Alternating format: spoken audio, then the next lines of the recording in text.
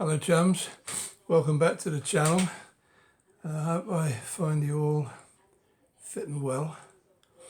Okay, today I'm going to I haven't done one of my top 10 of all things videos for a while, so today we're going to be having a look at films with female protagonists. Now for a long time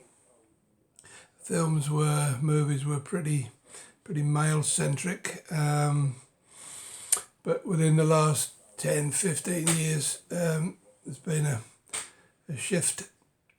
We now have more female directors, we have more out and out female action stars and stuff like this, so I thought it'd be a good idea to take a look at what I consider to be the best 10 where the main character is a female. Okay, let's get into it. Right, at number 10, we've got Contact, Jodie Foster. She plays a doctor called Ellie Arroway, who works with radio telescopes looking for signs of alien intelligence. One day the message comes, and in it is embedded some plans for a craft which they presume was to take somebody to the alien world by whatever means. And Jodie Foster's character is chosen to be the one to go. It's an interesting look at possible alien contact. It has some religious undertones also, but over the piece, I found it a very entertaining film, and we throw that in at number 10. Okay, number 9 we have Elizabeth. Now, although this is, I've just got this for illustration purposes because I currently don't. This is the second film. I don't have a copy of the original Elizabeth film. I used to have an old copy in HD, the sort of HD you played on an Xbox 360, but I gave all those to a charity shop, so I currently don't have a copy. But yeah, it's the first film that I'm thinking of. I'm not a big fan of historical films, but I particularly like this one. Kate Blanchett does a very good turn as Elizabeth, and it's basically the story of the Spanish Armada, and how she managed to overcome the vastly superior Spanish forces. There's a lovely scene in this that I love, where she's faced with an assassin, and she simply looks at him and goes, take me. And luckily, it doesn't happen. But it's one of those scenes that I've always remembered in a film. Just that one, that one sort of gesture. So yeah, that's in at number 9 because although I'm not an history film fan, I really like that one. Right, in at number 8, Sandra Bullock, Gravity. Now there's only 2 characters in this film, and you don't see much of George Clooney. So Sandra Bullock carries the film. It's a very tense film about basically she's trapped in space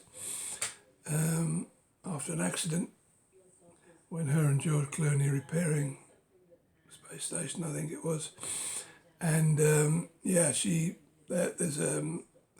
I think they get hit by debris or something somewhere, and it's basically about her trying to survive in space.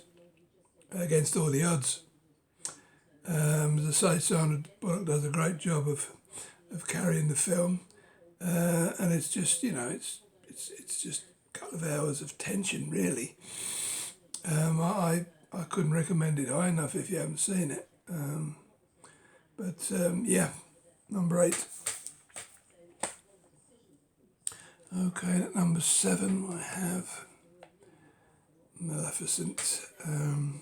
Now I'm not a big fan of Disney films, but I really like this one. I mean, I went to the IMAX to see this in 3D, and I must admit I thoroughly enjoyed it. I mean, I'm a big Angelina Jolie fan, as you'll see from a couple of my other picks, but yeah, I mean, this is basically the Sleeping Beauty story with a few changes. Angelina Jolie plays Maleficent, who's kind of a witch type character in the fairy world, if you like. And she meets a boy from outside, and eventually he betrays her. In turn, she puts a curse on his daughter, a sleeping curse.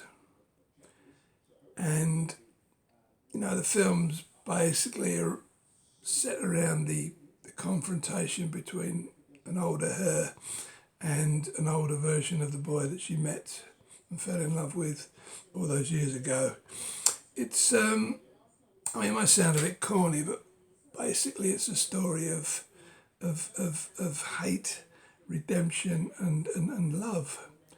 And eventually, it's a story of how love will always trump hate, will always overcome it.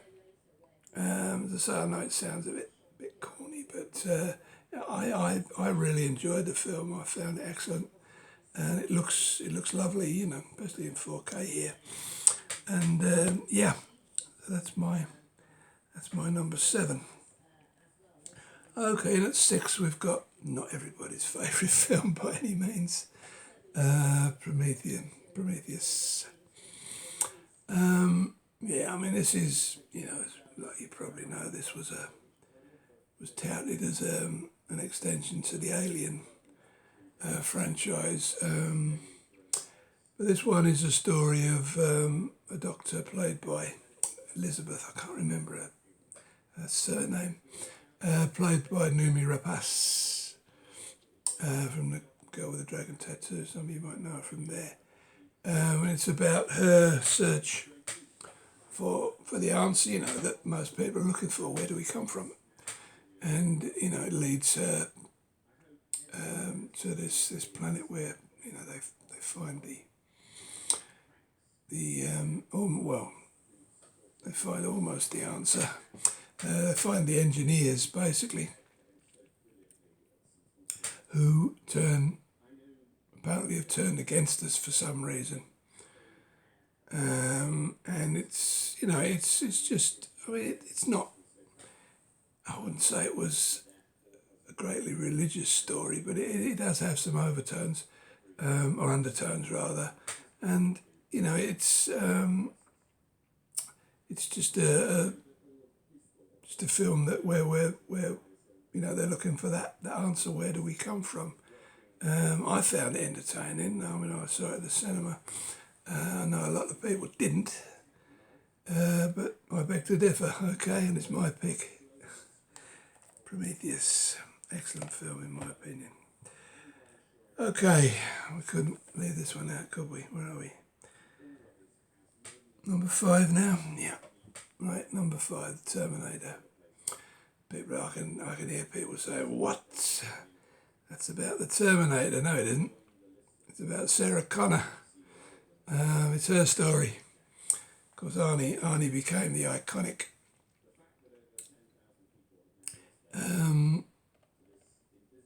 what do we call him? Anti-hero from the film. I don't know how you would look at him, but yeah, it's basically the film of Sarah Connor. And how the Terminator comes back to to kill her to stop her son becoming the antagonist of the Terminators in the future. That's basically it. I mean, most of you have seen the film, most of you know the story. You don't need me to tell it. Yeah, I mean, this is one of the all-time greats, isn't it? No, there's no two ways, no getting around it. So yeah, I mean that's. You might be surprised that it's only at number 5, but I like 4 films better than that. So there you go. And this is one of them. Salt. I don't see this around much. It's not a film that's talked about very much. I've never seen the 4K version of it, even though I'm assured that one exists.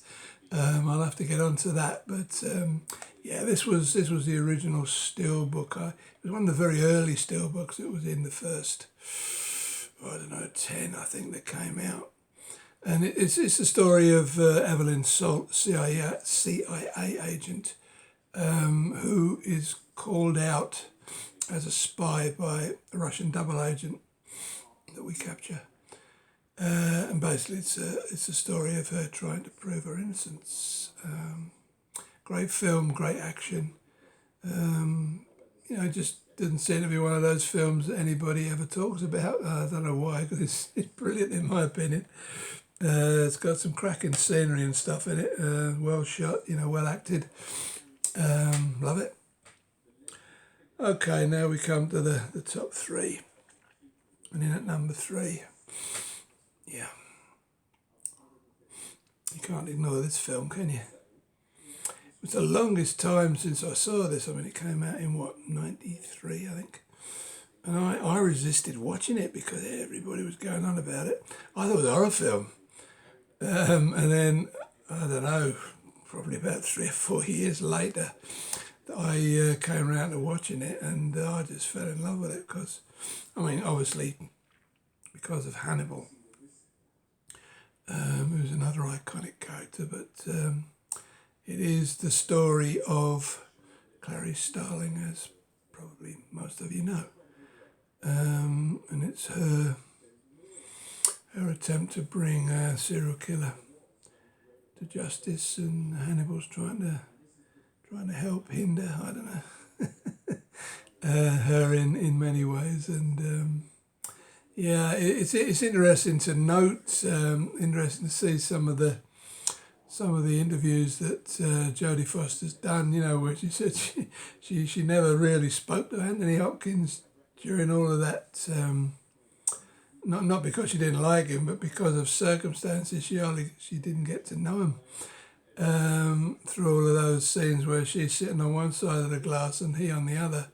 But yeah, one of the classic films, one of the classic female characters. No getting around that one.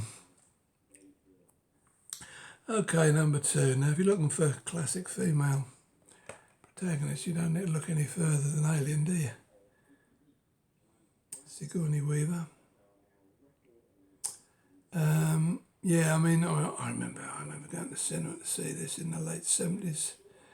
Yep, Sigourney Weaver as Ellen Ripley. Although it's an ensemble piece in terms of screen time for all the actors, you can't argue that Ellen Ripley is the main character, the main protagonist of the film.